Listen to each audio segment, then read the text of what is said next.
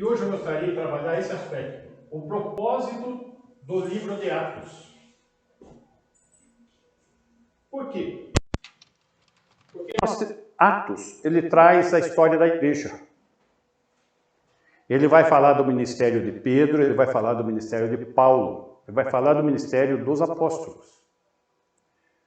Interessante que mais ou menos metade fala de Pedro, depois metade fala de Paulo. Então, como lá, naquela carta, ela trabalha a questão da desavença entre Pedro e Paulo, nós precisamos entender um pouco o contexto dos acontecimentos, a sequência deles.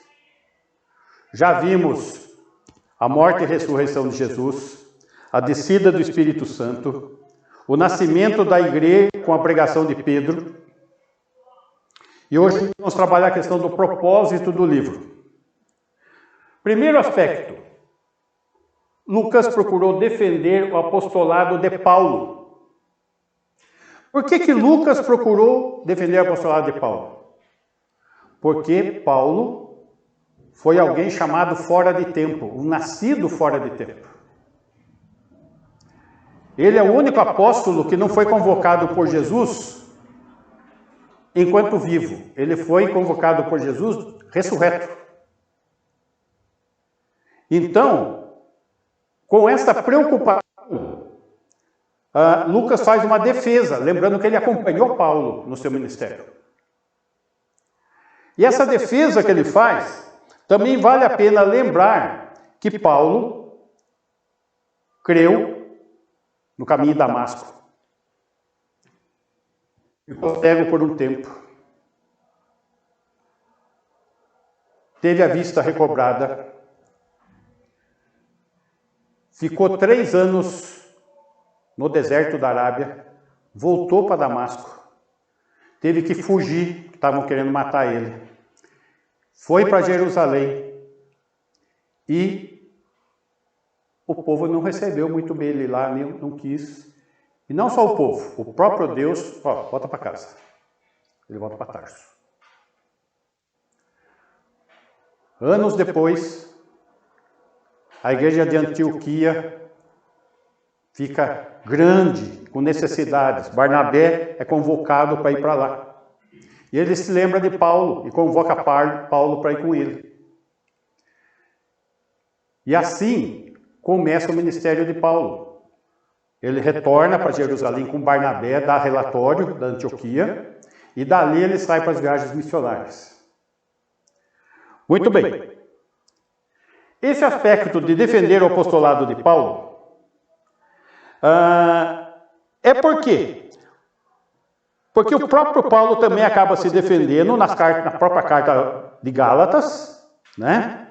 Lucas descreve a autoridade de Paulo comparáveis às de Pedro. Isso é muito interessante. Vejam só. Capítulo 3 de Atos. Versículo 1. Pedro e João subiam ao templo para a oração da hora nona. 6 e 9, 9 e 6, 15, 3 horas da tarde. 2. Era levado um homem coxo de nascença, importante isso, ele era um homem coxo de nascença, o qual punham diariamente à porta do templo chamada Formosa, e esse homem tinha cerca de 40 anos, gente, para pedir esmola aos que entravam. Então tinha todo esse esquema, todo dia ele levava lá, ele ficava pedindo esmola. 3. Vendo ele a Pedro e João, que iam entrar no templo, implorava que lhe dessem uma esmola. 4. Pedro, fitando-o juntamente com João, disse: olha para nós. 5. Ele os olhava atentamente, esperando receber alguma coisa. 6. Pedro, porém, lhe disse: não possuo nem prata, nem ouro, mas o que tenho, isso te dou. Em nome de Jesus Cristo Nazareno, anda. 7. E tomando-o pela mão direita, o levantou imediatamente Os seus pés e tornozelos se firmaram. 8. E de um salto se pôs em pé. Gente, olha só como foi a restauração. Um homem de nascença coxo. Ele é curado plenamente. Alguém já quebrou um braço, uma perna, alguma coisa? Se quebrou, a hora que tira o gesso está fraquinho. Isso porque ficou um mês, 40 dias com o gesso, já não precisa de fisioterapia e tal. De nascença, num salto, se pôs em pé. Passou a andar e entrou com eles no templo, saltando, continua saltando, e louvando a Deus. 9. Viu todo o povo a andar e a louvar a Deus. 10. E reconheceram ser ele o mesmo que esmolava, assentado à porta formosa do templo, e se encheram de admiração e assombro, por isso desceram. Note, nós da última vez nós estudamos o capítulo 2.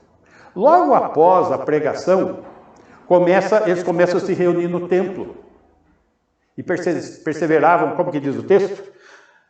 Perseveravam na doutrina dos apóstolos e na comunhão, no partir do pão e nas orações. Estavam lá no templo, louvando a Deus e contando com a simpatia de todo o povo. Enquanto isso, acrescentava-lhes o Senhor dia a dia os que iam sendo salvos. E pessoas iam se convertendo. Nesse ínterim, Pedro cura um coxo de nascença. Agora, o que é interessante que eu estou falando? Que Lucas ele vai comparando Pedro com Paulo. Capítulo 14, versículo 8.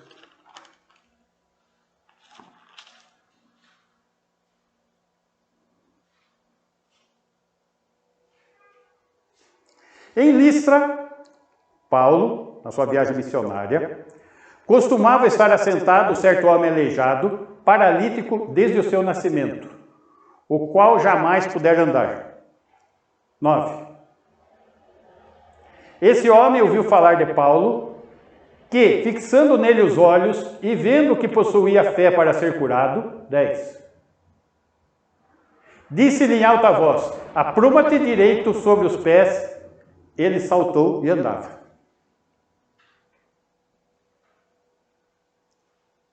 Note,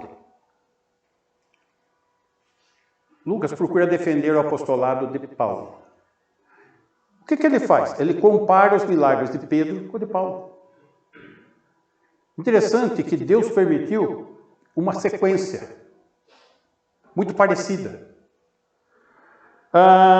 Capítulo 5, versículo 15. Voltamos para o Pedro. Vamos lembrar que os primeiros capítulos falam de Pedro.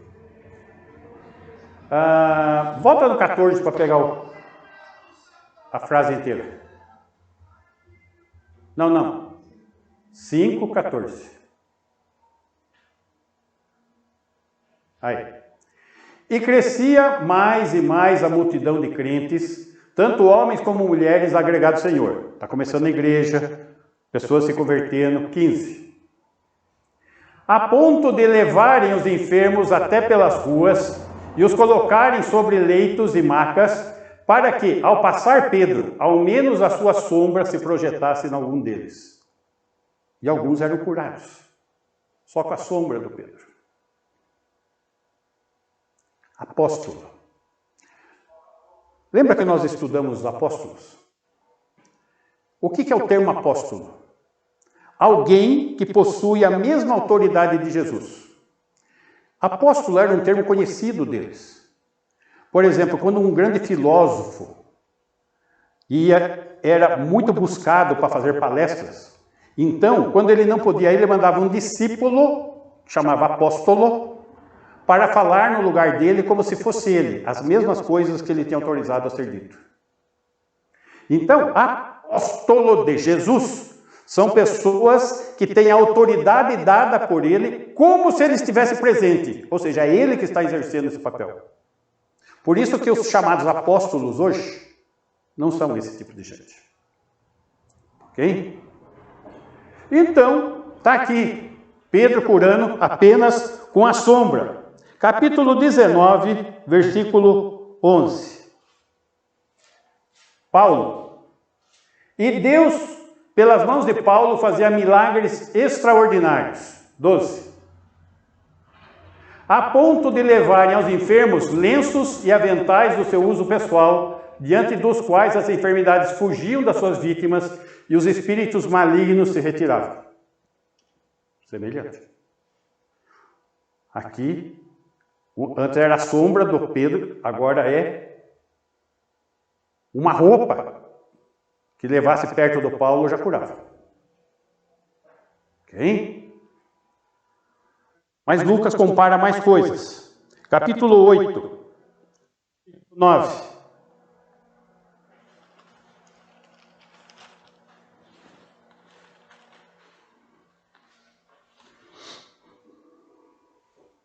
Ora, havia certo homem chamado Simão, que ali praticava a mágica, iludindo o povo de Samaria, insinuando ser ele grande vulto, um embusteiro. 10. Ao qual todos davam ouvidos, do menor ao maior, dizendo: este homem é o poder de Deus, chamado o grande poder. Versículo 12.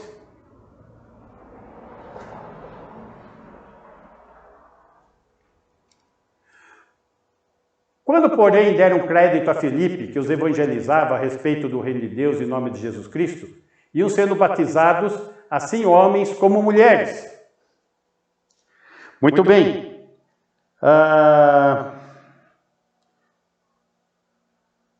Até o versículo 24, está aqui.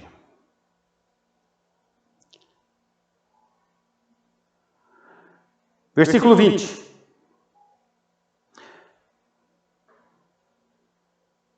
Volta no 18, por favor. Vendo, porém, Simão, que pelo fato de imporem os apóstolos as mãos, era concedido o Espírito Santo, ofereceu-lhes dinheiro. 19. Propondo, concedei-me também a mim esse poder, para que aquele sobre quem eu impuser as mãos receba o Espírito Santo. Então, o que Pedro está fazendo lá? Impunha a mão, recebia o Espírito Santo. E o mágico falou: não, mas eu também quero. Eu quero isso aí também. 20. Pedro, porém, lhe respondeu: o teu dinheiro seja contigo para a perdição, pois julgaste adquirir por meio dele o dom de Deus. Um acontecimento com Pedro. E com Paulo aconteceu alguma coisa semelhante? Capítulo 13, versículo 6.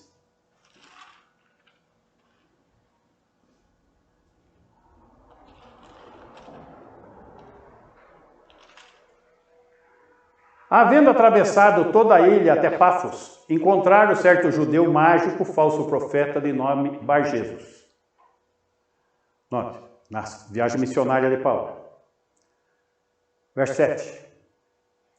O qual estava com o procônsul Sérgio Paulo, que era homem inteligente. Este, tendo chamado Barnabé e Saulo, diligenciava para ouvir a palavra de Deus. 8. Mas opunha-se-lhes Elimas, o mágico, porque assim se interpreta o seu nome, procurando afastar da fé o procônsul. Note, uma situação criada de novo aqui. 10. Ó filho do diabo, cheio de todo engano e de toda malícia, inimigo de toda justiça, não cessarás de perverter os retos caminhos do Senhor? Paulo está repreendendo ele. 11.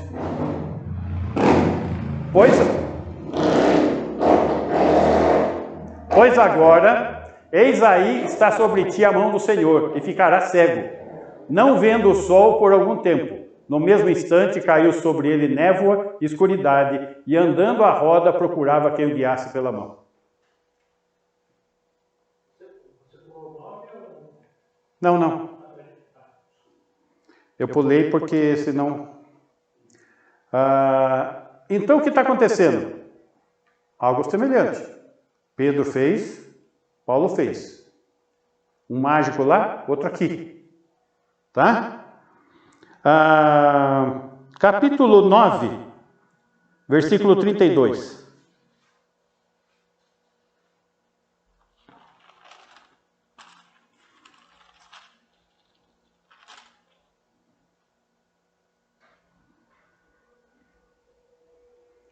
Passando Pedro por toda parte, desceu também aos santos que habitavam em Lida.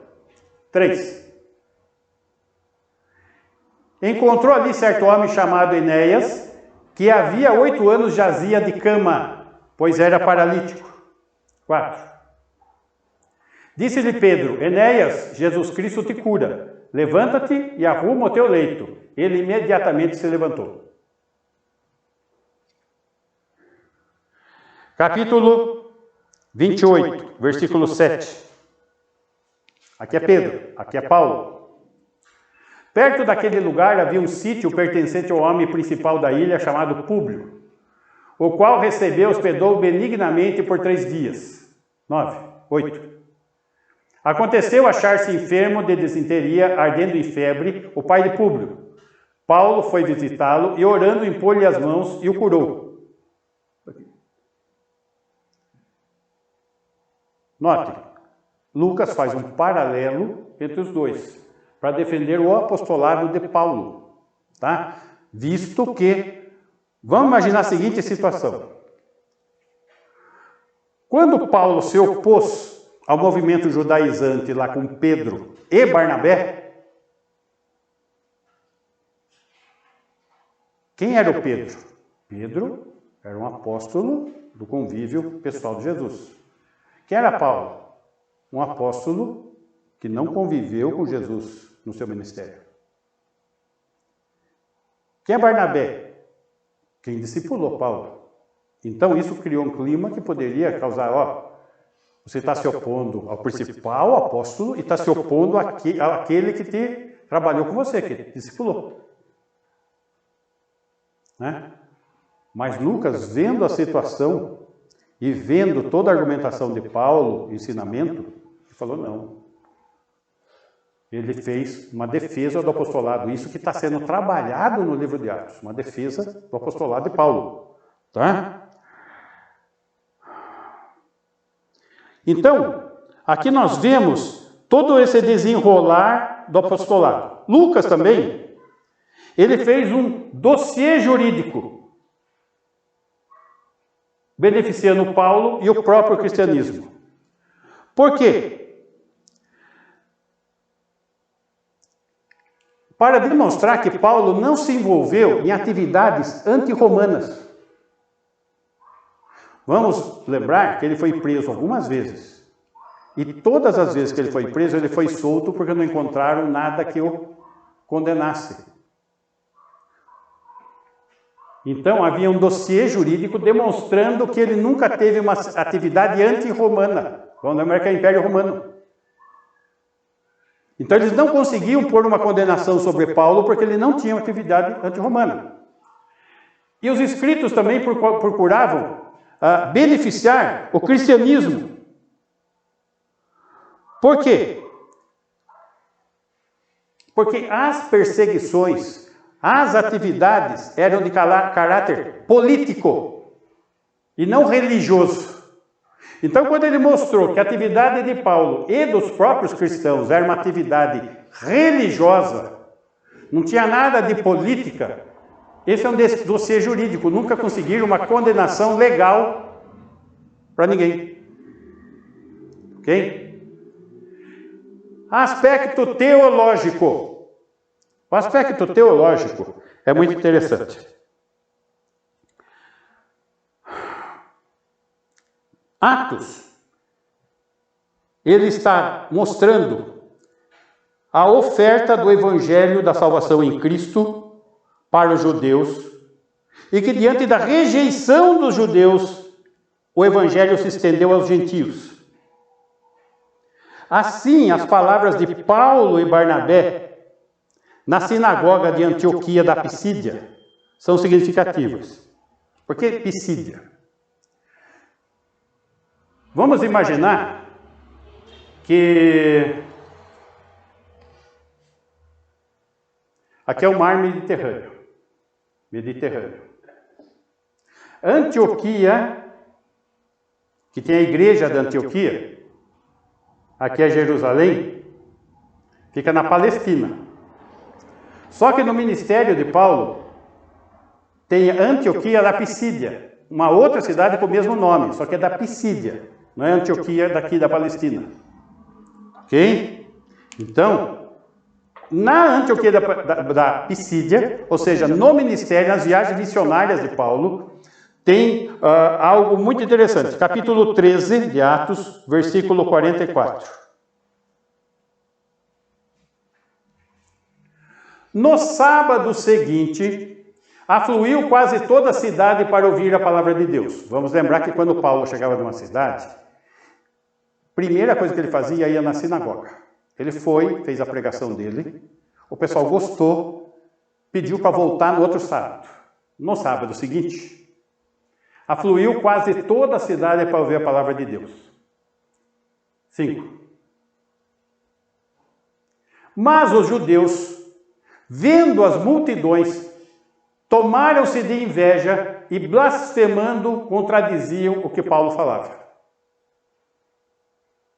Notem, os judeus sempre perseguindo Paulo. Na viagem missionária dele, todas as viagens, o tempo todo perseguindo ele. Notem que ele está na Ásia.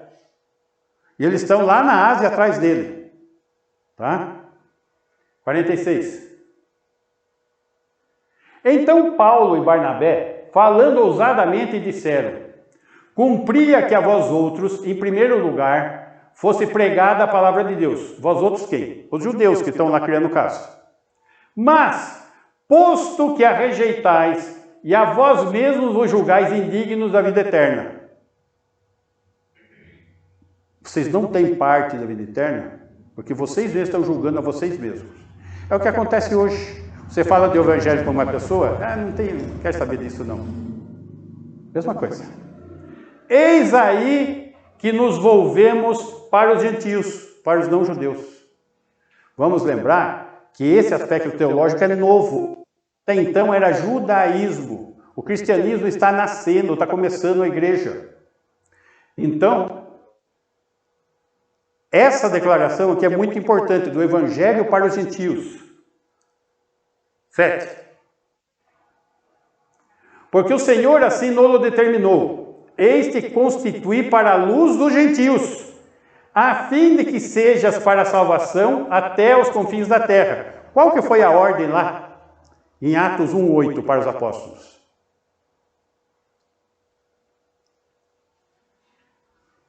Atos 1:8. Põe Atos 1:8 aí. Mas recebereis poder ao descer sobre vós o Espírito Santo, e sereis minhas testemunhas em Jerusalém, Judeia, Samaria e confins da terra. E o que está sendo dito lá? Para ir para os confins da terra. Correto? Volta lá, capítulo 13, versículo 47. A fim de que sejas para a salvação até os confins da terra. Então, mostrando a extensão, a observação da ordem que foi dada apostólica. Tá? 48. Os gentios, ouvindo isto, regozijavam-se e glorificavam a palavra do Senhor, e creram todos os que haviam sido destinados para a vida eterna. As ovelhas ouvem a voz. Ouviram, gentios. Eu quero que vocês enxerguem essa mudança, judeus para gentios, porque os primeiros convertidos eram judeus. Aqui, a resistência da nação de Israel está se estendendo aos gentios. Por isso que hoje nós temos a palavra de Deus aqui. Tá?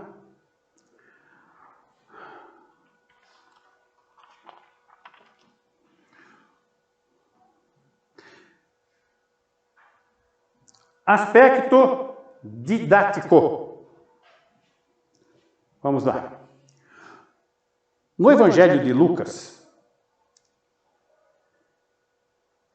ele contou as obras de Jesus Cristo no seu ministério aqui na terra.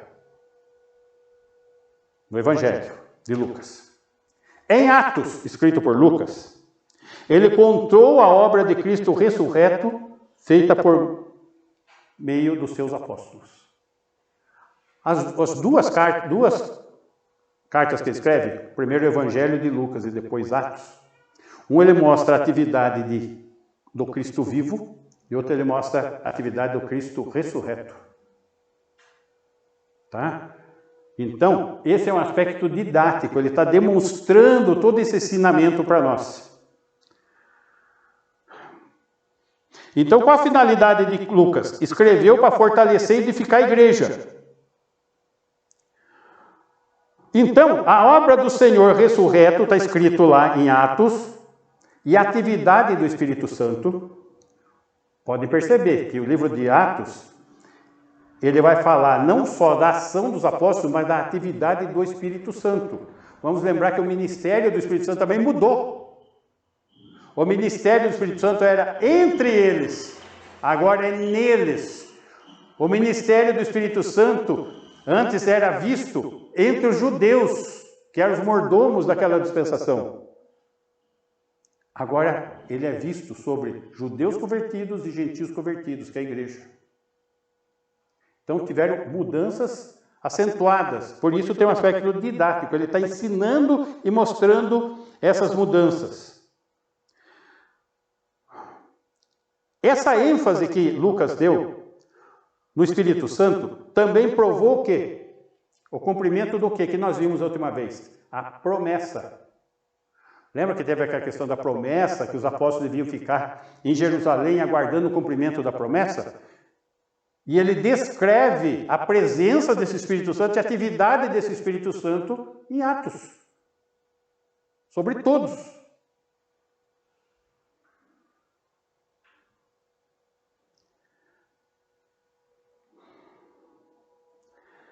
Então, aqui nós podemos ver o desenvolvimento e o cumprimento das profecias de Jesus em Atos. Que profecias? Estão lembrados quando nós estudamos Mateus, que Jesus profetizou a edificação da igreja e que ela seria vitoriosa sobre Satanás? Não existia igreja, ele profetizou lá em Mateus 16. Vocês lembram? Vamos ver o texto. Vamos ver o texto, vai? Mateus 16, 18. Também eu te digo que tu és Pedro, e sobre esta pedra edificarei a minha igreja, e as portas do inferno não prevalecerão contra ela. Contra a igreja. Aqui é uma profecia, não existe igreja.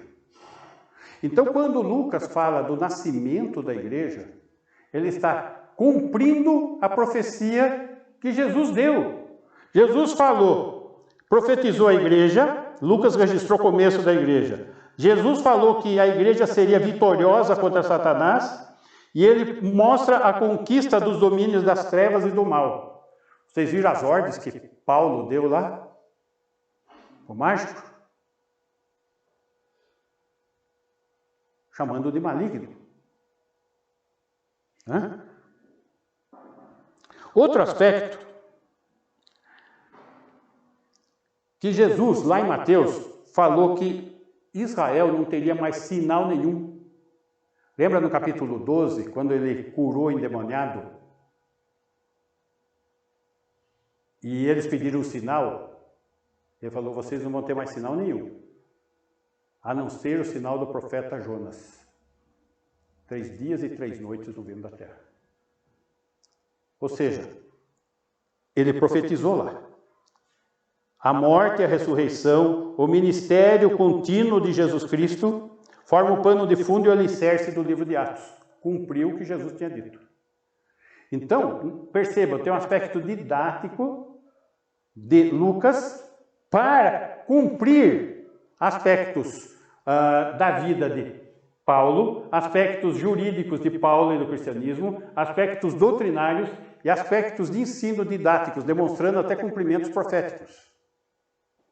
E por último, Jesus declarou que Jerusalém seria destruída, porque aquela geração estava debaixo de julgamento, por causa da rejeição do Messias. Lucas 21, versículo 23. Lucas 21, 23. Ai das que estiverem grávidas e das que amamentarem naqueles dias, porque haverá grande aflição na terra e irá contra este povo. 24. Cairão ao fio da espada e serão levados cativos para todas as nações, e até que os tempos dos gentios se completem, porque passou o tempo dos judeus, Jerusalém será pisada por eles, pelos gentios. Lembrando que Tito, no ano 70, destruiu Jerusalém. Então ele profetizou isso. Por quê? Porque rejeitaram o Messias. E os apóstolos instaram na sua pregação, nós vimos isso uma vez, para eles se salvarem daquela geração perversa. Capítulo 2, versículo 40. De Atos. Atos 2, 40.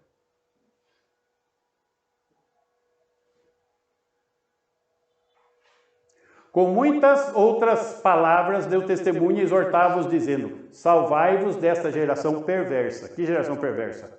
Daqueles judeus que negaram Jesus como Messias, com a rejeição.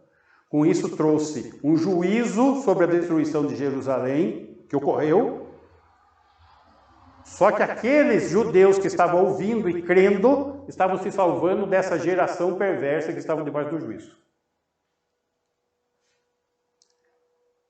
Então, com isso, nós visualizamos o quê? Os propósitos do livro de Atos. Defender o apostolado de Paulo, um dossiê jurídico, porque as questões lá eram políticas, salvo o que aconteceu em Éfeso. Éfeso, a questão foi econômica. Lembra que Paulo começou a evangelizar todo mundo lá? E daí os fabricantes de imagens se revoltaram? Foi um problema econômico lá, está mexendo com a nossa economia. Mas as demais situações são questões não religiosas, são questões políticas, tá? Por isso um dossiê jurídico. Aspecto teológico, doutrinário, como nós estamos vendo a mudança do ministério do Espírito Santo, e didático, de ensinamento, confirmando todos os ensinos. Esse é o pano de fundo do propósito do livro de Atos. E aí tudo isso que está ocorrendo naqueles momentos, e Paulo está nesse momento de iniciação e com a tarefa difícil de levar o evangelho para os gentios, com uma oposição contínua dos judeus. Interessante, apesar de ele sendo perseguido, ele sempre está orando por eles. E a perseguição não foi assim simples. Quando ele curou o paralítico lá, instigaram o povo sobre eles e apedrejaram Paulo naquele dia. Ele vai pensar que ele morreu, ele se recobra, vai para outra cidade, depois volta nessa que havia sido apedrejado. Então você vê que ele era uma pessoa destemida e um vaso escolhido por Deus para esse papel. Não, eles prenderam ele por causa da acusação dos judeus. Os judeus estavam acusando ele de questões religiosas, mas só que daí, se ele tenta se defender, morre. Então ele fez recurso para César tratar da questão. Por isso que sempre ele ficava preso pelos romanos. Só que daí eles pegavam, não tem nada que... Ele não tem atividade anti-romana, não tem nada. Dossiê, está entendendo? E libertavam. Até chegar um momento que, na última prisão dele, é decapitado. Ok. Esse é o cenário. Esse é o contexto que a coisa está desenrolando, os acontecimentos estão tendo. Para a gente poder entender o que estava em jogo na carta às igrejas da Galácia.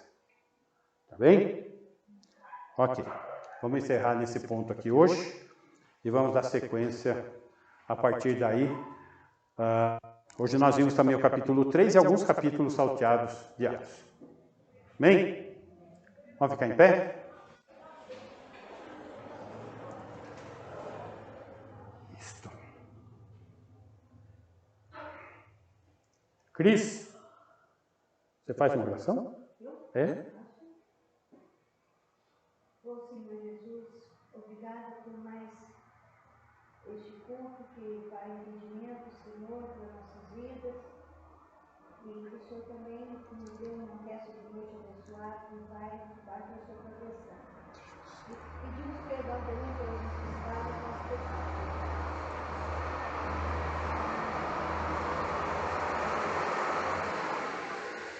E é no nome sagrado de Jesus Cristo que nós agradecemos e oramos. Amém.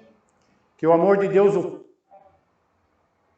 amor na dádiva de seu Filho, o Senhor Jesus Cristo, que tem derramado superabundante graça sobre as nossas vidas e tem se feito presente em nós, na pessoa de Deus, o Espírito Santo, e tem nos ensinado, tem, Senhor, nos consolado e nos guardado até o dia do nosso encontro. Que assim seja com a tua igreja hoje e sempre. Amém. Célula, amanhã, lá na Maria Antônia. A Maria Antônia é fácil, gente. Vocês sabem onde é a reta? Entrou na reta, primeira esquerda. Tá? Entrou na reta, primeira esquerda.